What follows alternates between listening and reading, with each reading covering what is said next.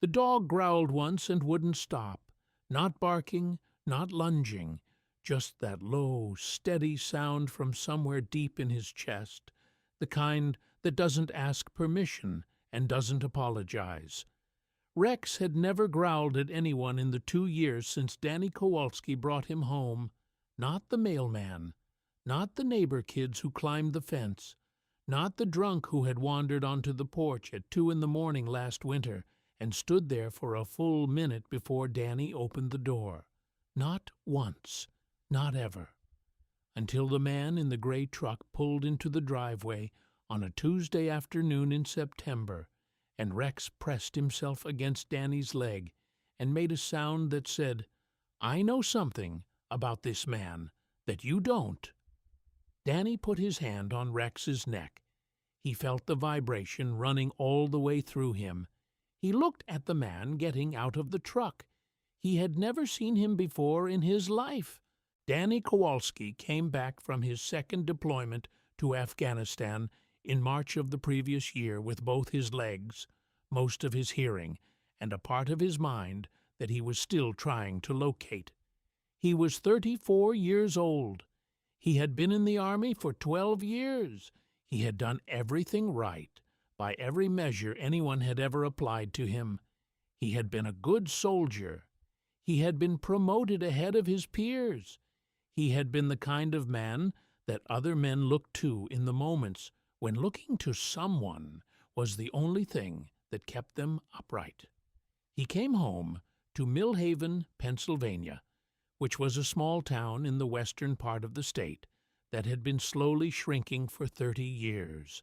And he moved back into the house he had grown up in because his mother had left it to him when she died the previous winter, and there was nowhere else that made any particular sense to go. He did not sleep well. That was the polite version of it. The more accurate version was that he did not sleep, not in any way that resembled what sleep was supposed to be. He lay in the dark, and his body stayed rigid, and his mind ran through things it had no business running through at 3 in the morning in a house in western Pennsylvania, where nothing was happening and nothing was going to happen, and the only sound was the furnace kicking on. He did not talk about it. He went to the VA once in April and sat in a waiting room for 2 hours, and then left without seeing anyone, which he recognized even at the time as not the best decision he had ever made. He did not go back. The VA visit had been on a Wednesday. He remembered the day because he had scheduled it on a Wednesday, deliberately, reasoning that Wednesdays were midpoint days, days that did not carry the weight of beginnings or endings. He had driven 40 minutes to the facility and parked and sat in the truck for a while before going in.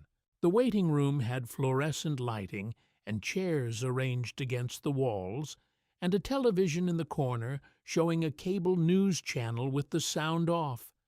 There were 8 other people in the room. Danny did not look at any of them directly, which was not rudeness. It was the specific consideration you extend to people in waiting rooms of this kind, the understanding that everyone there has a reason, and the reason is their own. He sat for 2 hours, and his name was not called. He was not angry about the 2 hours.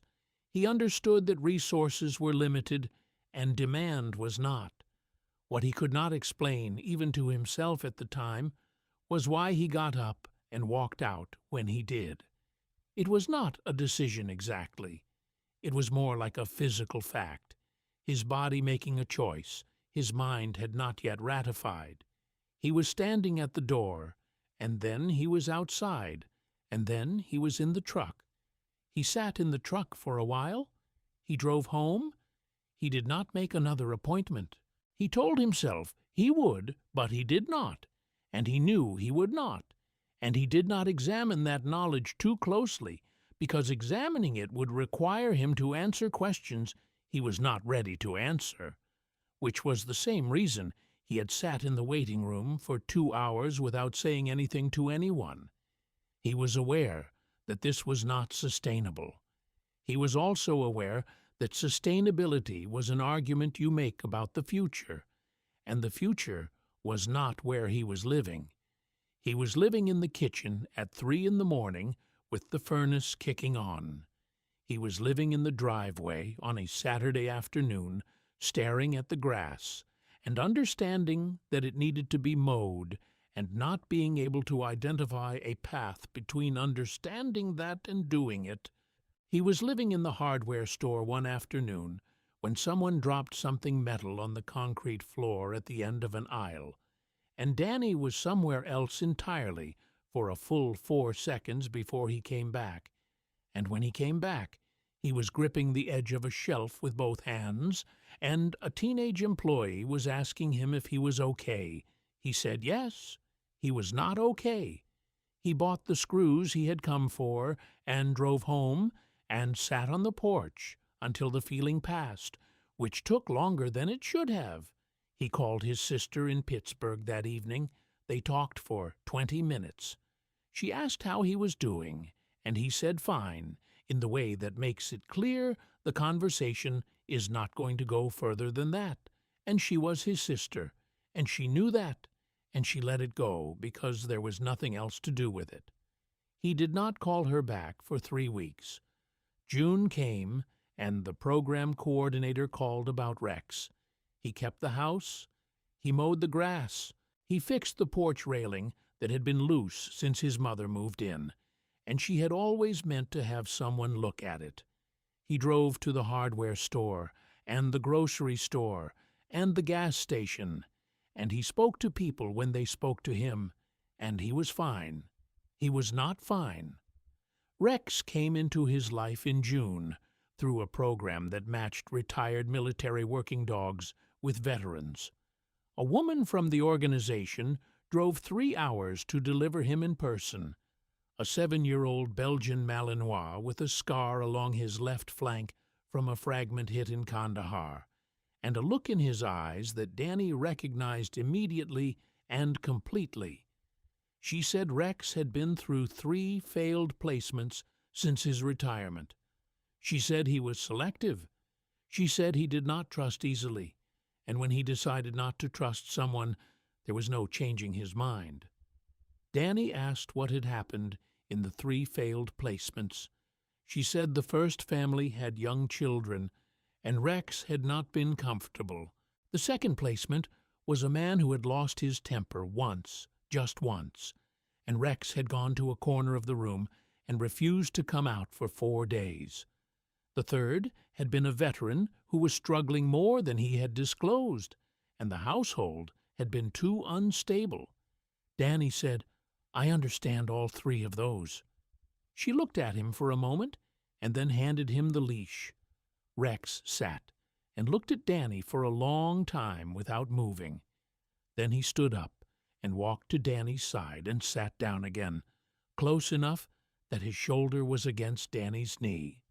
The woman said, "I've never seen him do that." Danny said, "I think we're the same kind of broken." She left them to it. The first weeks were quiet.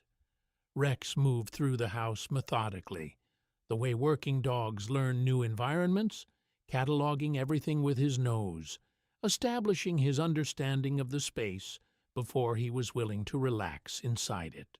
He chose his sleeping spot after 3 days of evaluation, on the floor beside Danny's bed, close enough that Danny could reach down and put his hand on him without getting up.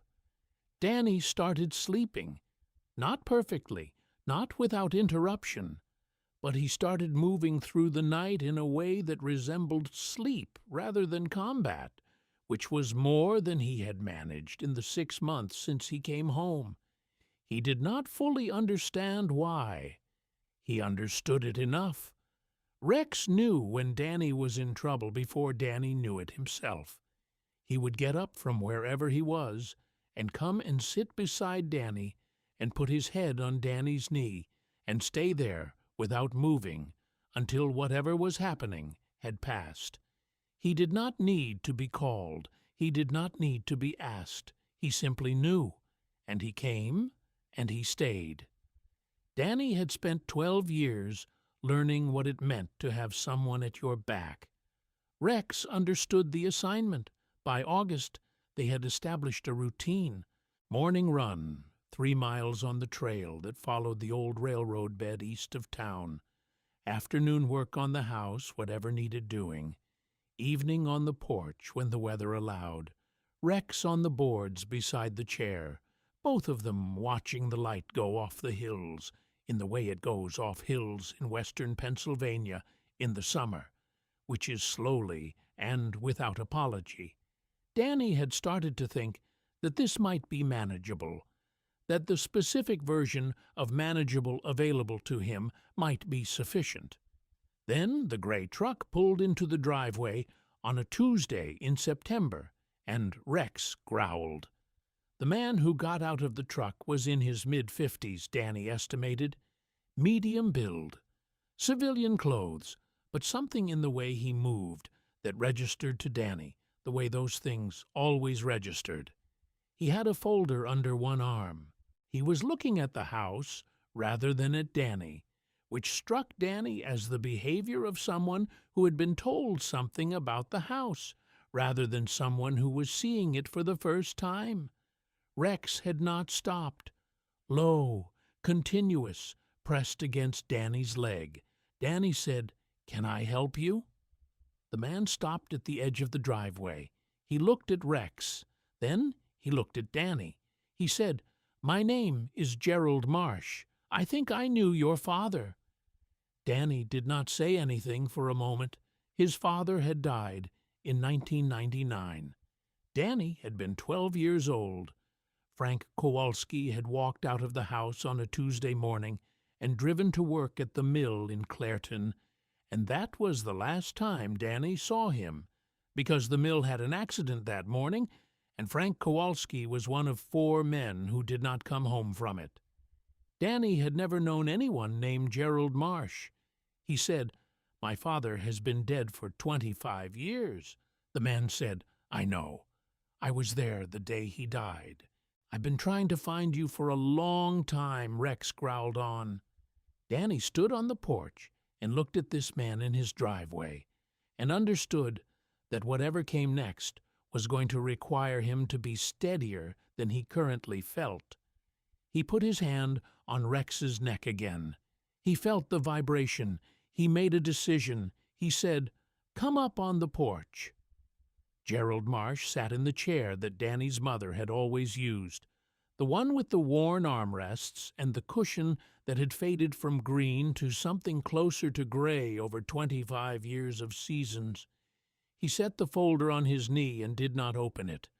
Rex sat between them, not relaxed, not hostile, just present and watchful, tracking Marsh with his eyes the way he tracked things he had not yet categorized. Marsh said he had worked at the mill in Clairton from 1991 to 2003. He had known Frank Kowalski for 8 years. He said Frank had been one of the best men he had ever worked with, which was something people said about dead men, and which Marsh said with the specific flatness of someone reporting a fact rather than performing a sentiment. He said the accident in 1999 had not been an accident. Danny said, "What does that mean?" Marsh said it slowly and carefully. There had been a safety inspection scheduled for the week of the accident. The inspection had been postponed because the mill's production manager had needed another week to address certain deficiencies that he did not want on the record. The postponement had been approved internally. A valve assembly that the inspection would have flagged had failed during that extra week. 4 men had died. The mill had settled with the families. Danny's mother had received a payment that had been described as a goodwill gesture and had required her to sign a document that included a non-disclosure provision she had not fully understood. Danny said, "She signed something." Marsh said, "Yes, she did. They all did. The families all did. Nobody had legal representation. They were grieving, and they had children, and they needed the money, and the company knew all of that." Danny looked at the folder on Marsh's knee. He said, "What's in that?" Marsh said, "Copies of the postponement authorization, the original inspection report that was never filed, internal communications. I've been keeping them since 2001. I retired 2 years ago, and I decided I was done keeping them to myself." Danny said, "Why now?" Marsh said, "Because I'm 63 years old, and I don't want to die with this in a drawer." Rex made a sound, not the growl. Something lower and shorter, a single note like a period at the end of a sentence. Danny looked at him. Rex looked back. Danny said, "Why did my dog growl at you when you pulled up?" Marsh was quiet for a moment. Then he said, "Probably because I'm nervous. I've been driving around this block for 40 minutes. I almost left twice." Danny thought about that. He said, "You almost left?" Marsh said, "Yes." Danny said, "But you didn't." Marsh said, "No." Rex lay down, not all the way. His head stayed up, his eyes on Marsh, but he lay down. Danny watched him do it. He had learned, in 2 years of working with military dogs and 3 months of living with Rex specifically, that a dog's decision to lie down in the presence of a person it had been suspicious of was not a small thing. It was not forgiveness. It was not trust. It was something more specific than either. It was a reassessment based on new information. It was a working dog doing what working dogs do, which is evaluate the evidence and update accordingly. Rex had been right to be alert. Marsh had been carrying something heavy and unresolved, and he had been nervous, and 40 minutes of circling the block was not the behavior of a straightforward man on a straightforward errand. But Rex had lain down. Danny said, "Can I see what's in the folder?" He read for a long time. Marsh sat across from him and did not speak. Rex stayed on the boards between them, his head up, watching the driveway. The documents were what Marsh had said they were. The postponement authorization had 3 signatures on it, one of which matched the name of the production manager who had retired in 2005 and died in 2018. The inspection report was technical and dense and required Danny to read some sections twice, but the relevant finding was clear. The valve assembly in question had been on the list of items requiring immediate attention. The date of the report was 11 days before the accident. The date of the postponement was 8 days before the accident. Danny set the folder on his knee. He looked at the hills.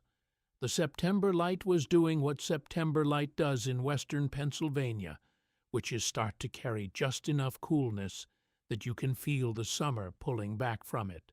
He thought about his mother signing a document she didn't understand.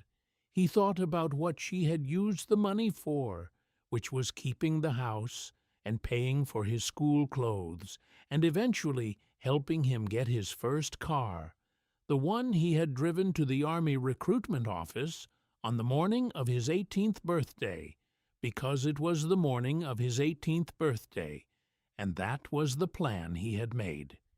He thought about his father leaving the house on a Tuesday morning. He had not thought about that in a long time.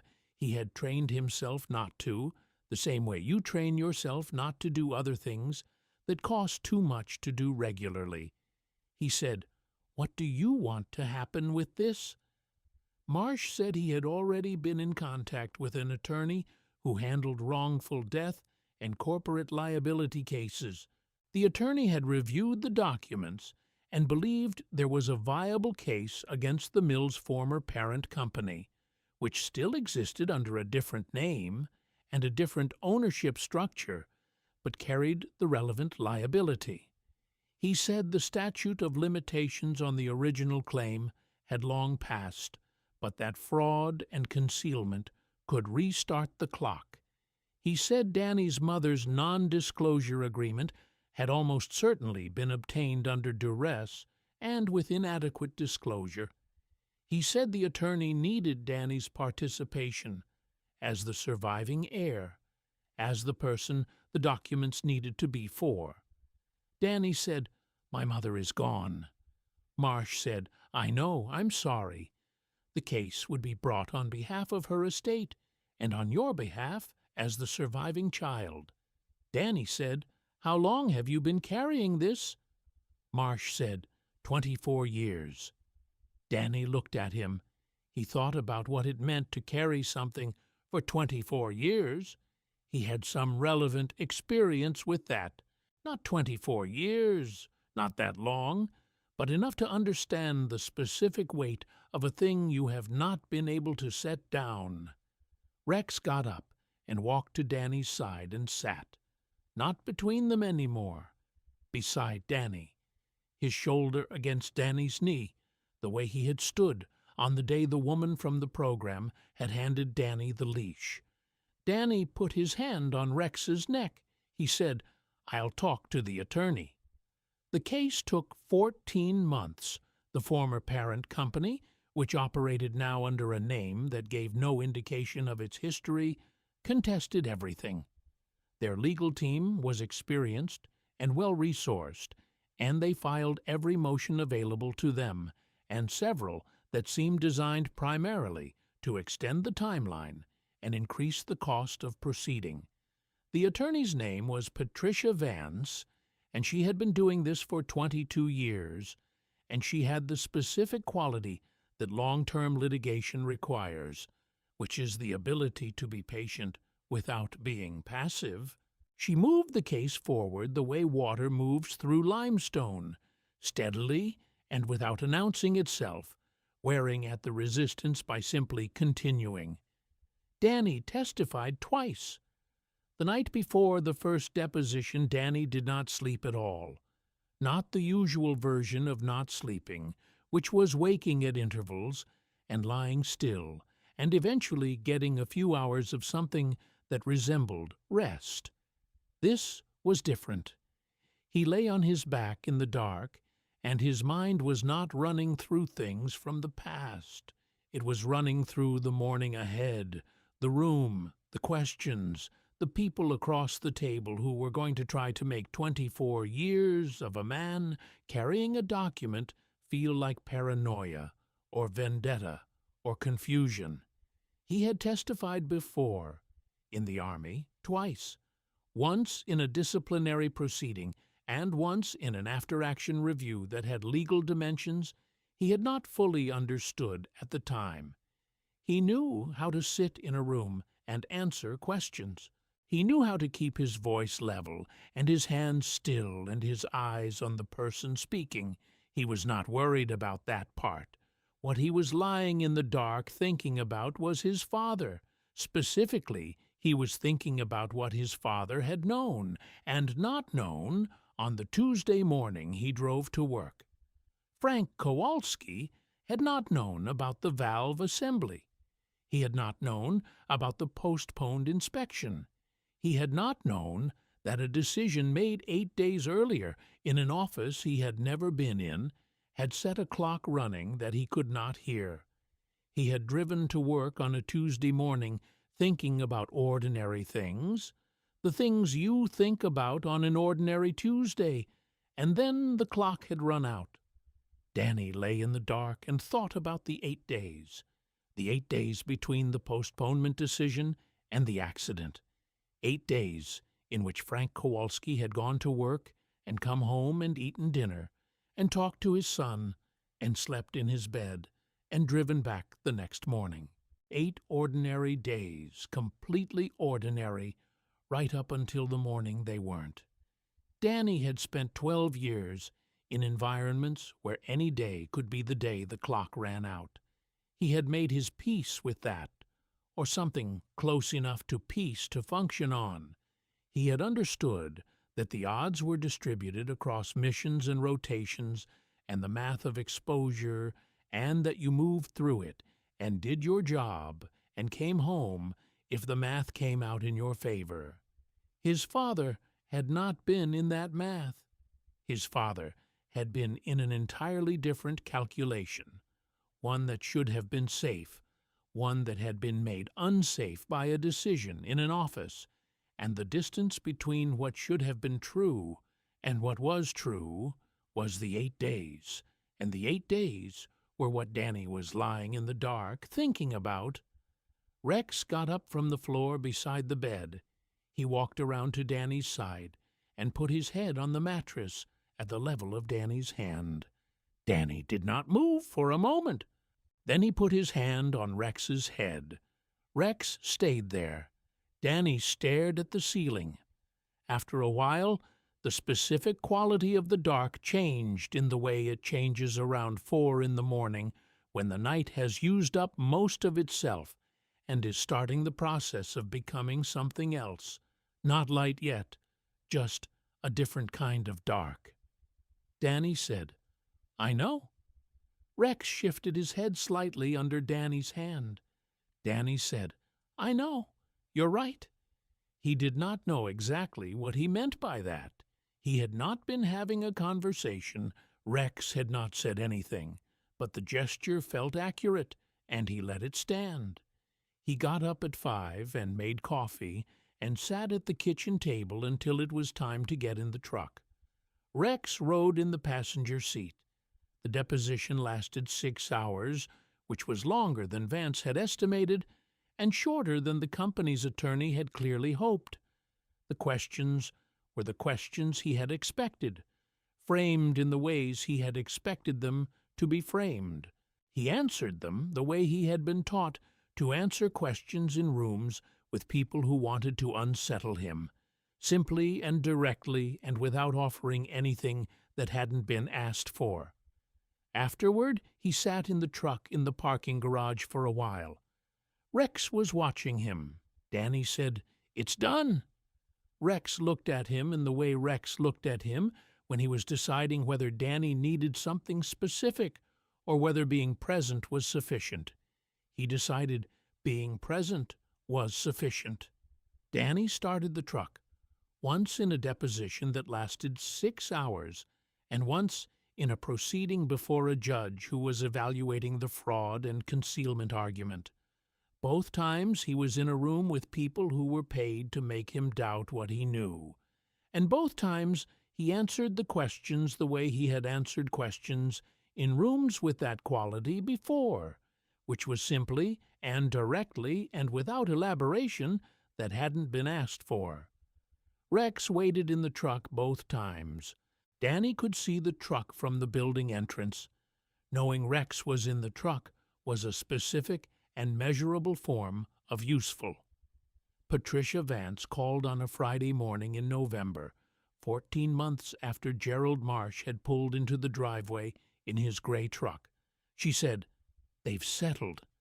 The amount was not what a jury might have awarded. It was what the company calculated was cheaper than continuing to fight, which was a different calculation but produced a number that was real. It would not bring Frank Kowalski back from a Tuesday morning in 1999. It would not return the 25 years that had passed since. It would not give Danny's mother the legal representation she should have had when she signed a document she didn't understand while she was grieving, but it was an acknowledgment, not a voluntary one, not a sincere one, but a legal and binding acknowledgment that something had been done that should not have been done, and that the people who did it had known it, and that the families who lost someone deserved more than a goodwill gesture and a signature they didn't understand. Danny sat at the kitchen table for a while after the call. Rex lay under the table with his head on Danny's foot. Danny thought about his father. He thought about Gerald Marsh driving around the block for 40 minutes before he got out of the truck. He thought about Rex growling at the end of the driveway, low and steady, reading something in the air that Danny couldn't, doing what working dogs do, which is pay attention to things that haven't announced themselves yet. He thought about Rex lying down, the reassessment, the update, the working dog doing what working dogs do. He put his hand down and found Rex's head in the dark under the table. He said, "You knew?" Rex shifted his head slightly under Danny's hand. He had not fixed anything. He had not given Danny his father back, or his mother back, or the 12 years of his childhood that had been shaped by a thing that should not have happened. He had not cured the thing that made sleep difficult, or the thing that made certain kinds of quiet feel threatening rather than peaceful. But something had moved. Something that had been sitting in one place for a very long time had moved, and things that move can move further. And Danny understood this the way you understand things that you have not been told, but have simply come to know through the accumulation of evidence. He slept that night without waking up, not because anything was resolved, not because the accounting was complete or the grief was finished, or the part of his mind he had been trying to locate since March had been found and returned to him, just because Rex was on the floor beside his bed in the dark, and Danny's hand could reach him, and some combination of those two facts was enough. In the spring, Danny drove to Clareton. He had not been there since he was 12 years old, the week after the accident, when his mother had driven them there for a reason he had never fully understood. He remembered the mill from a distance, and the river, and the particular quality of the air in that part of the valley. He parked near the river. He got Rex out of the truck, and they walked along the bank for a while. The mill was still there, reduced now, operating at a fraction of its former scale, looking the way things look when the purpose that built them has partially moved on. Danny stood and looked at it for a while. Rex stood beside him and looked at whatever he was looking at, which may or may not have been the same thing, which didn't matter. Danny thought about his father going to work on a Tuesday morning. He thought about what his father had been thinking about on the drive, whether it had been ordinary things, the truck needing an oil change or something he needed to pick up at the store, the small inventory of daily life that occupies the mind on an ordinary Tuesday morning when nothing has announced that it is not ordinary. He thought about Gerald Marsh in his gray truck circling the block. He thought about Rex at the end of the driveway. He thought about the woman from the program handing him the leash, and Rex walking to his side and sitting down. "I think we're the same kind of broken." He had said that in June, standing in his driveway, speaking to a dog who couldn't understand the words. He wasn't sure anymore that it was entirely true. He was still many things that he had been. The sleep was better, but not fixed. The quiet was more manageable, but not always manageable. The part of his mind he had been trying to locate was not fully returned. He did not expect it to be.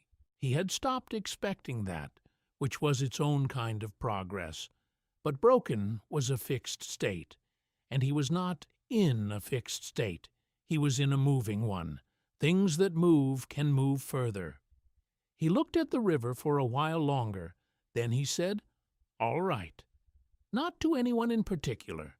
Not to his father, or to Rex, or to Gerald Marsh, or to Patricia Vance, or to the company that had settled on a Friday morning in November.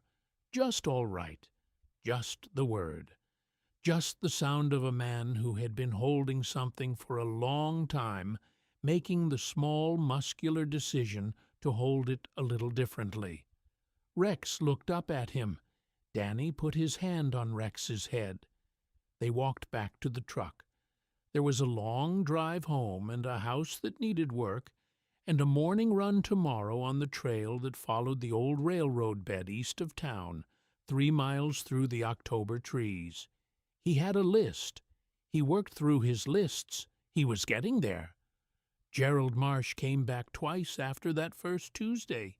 The first time was 2 weeks later, at Danny's invitation, to sit with Patricia Vance on a video call and walk through the documents in sequence. Marsh had kept everything in order, which was the habit of a man who had been living with the possibility of this conversation for a long time and had wanted to be ready for it when it came.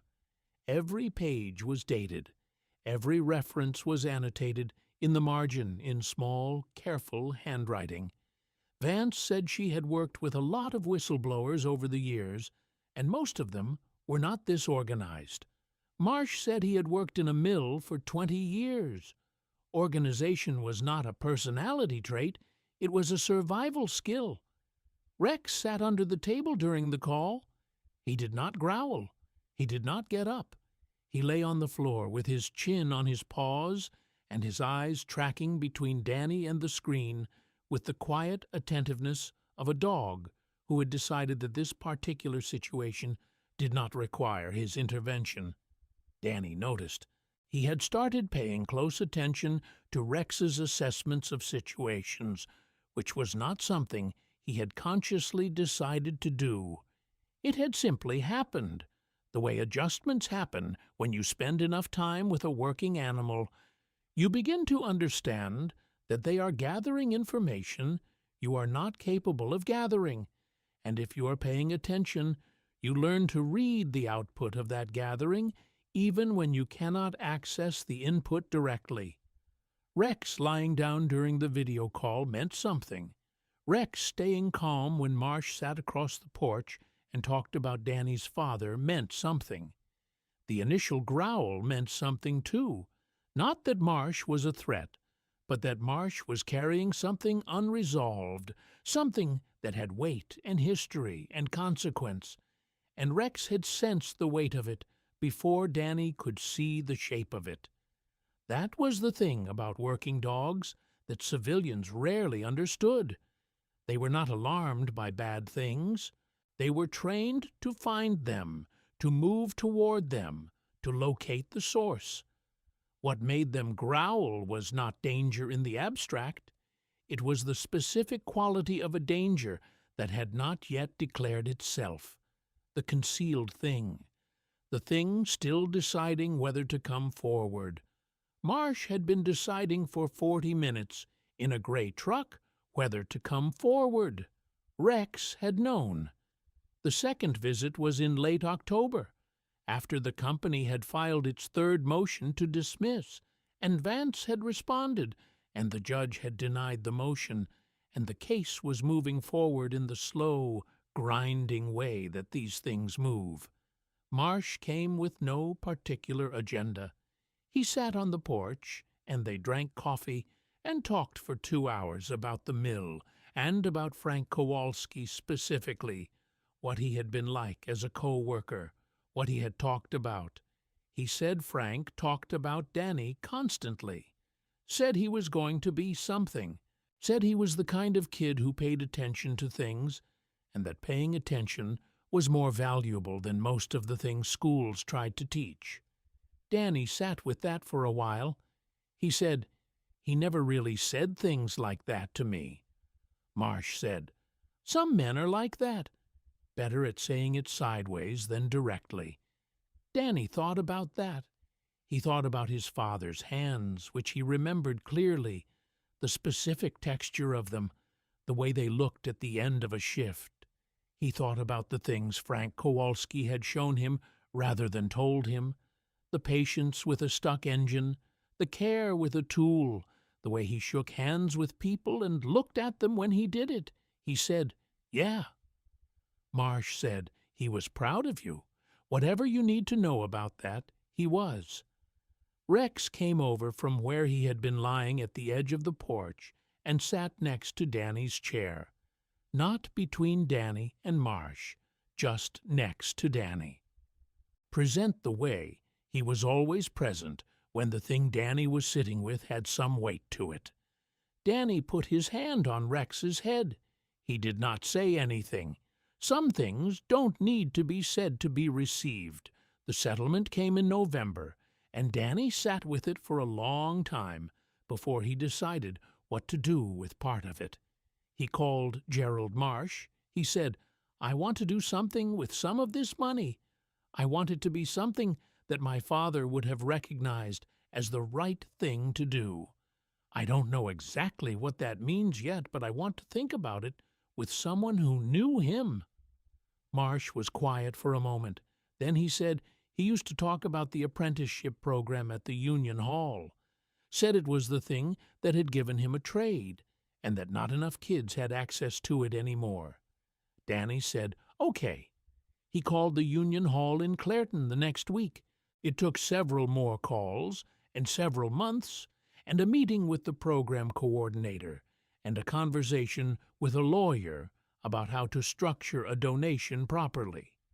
By the following spring, there was a fund in Frank Kowalski's name that covered the cost of tools and materials for apprentices who couldn't afford them, which was most of them, which was the point. The program coordinator said the first recipient would be a 19-year-old kid from McKeesport, whose father was in prison and who had gotten into the program on his own and was doing well, and had not been able to afford the full kit required for the second year. Danny said, "Good."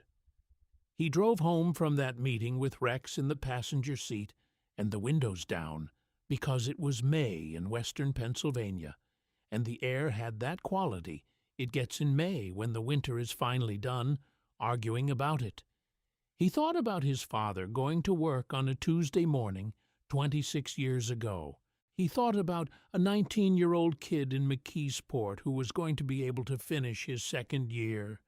He thought about Gerald Marsh circling the block in a gray truck, almost leaving twice, getting out anyway. He thought about Rex at the end of the driveway, low growl, pressed against his leg, telling him something important about a thing that hadn't announced itself yet. He thought about Rex lying down, the reassessment, the update. He reached over and put his hand on Rex's back. Rex was looking out the passenger window at the Mayfields going past, attentive and unhurried, doing what he always did, which was pay attention to everything and miss nothing, and stay exactly where he was supposed to be. Danny said, "You knew from the beginning, didn't you?" Rex didn't look at him. He kept watching the fields. Danny kept his hand on him anyway. He thought about what it meant to find peace. He had been skeptical of the word for a long time. It seemed to him like a word that described an absence rather than a presence, the absence of conflict, the absence of pain, the absence of the thing that kept him awake at 3 in the morning, running through things that had no business being run through. He wasn't sure anymore that was the right definition. What he had now was not an absence of anything. The sleep was better, but the nights were still sometimes long. The quiet was easier, but not always easy. The part of his mind that had come back from deployment in pieces was not fully reassembled, and he did not believe it was going to be, not entirely, not in the way it had been before. He had made a kind of peace with that specifically. What he had was something more like the presence of things that mattered. Rex beside him, the trail in the morning, Gerald Marsh, and the gray truck, and the decision to get out of it. Patricia Vance, and 14 months of the slow work of accountability. A 19-year-old kid in McKeesport who was going to finish his second year. Frank Kowalski's name on a fund at the Union Hall in Clairton.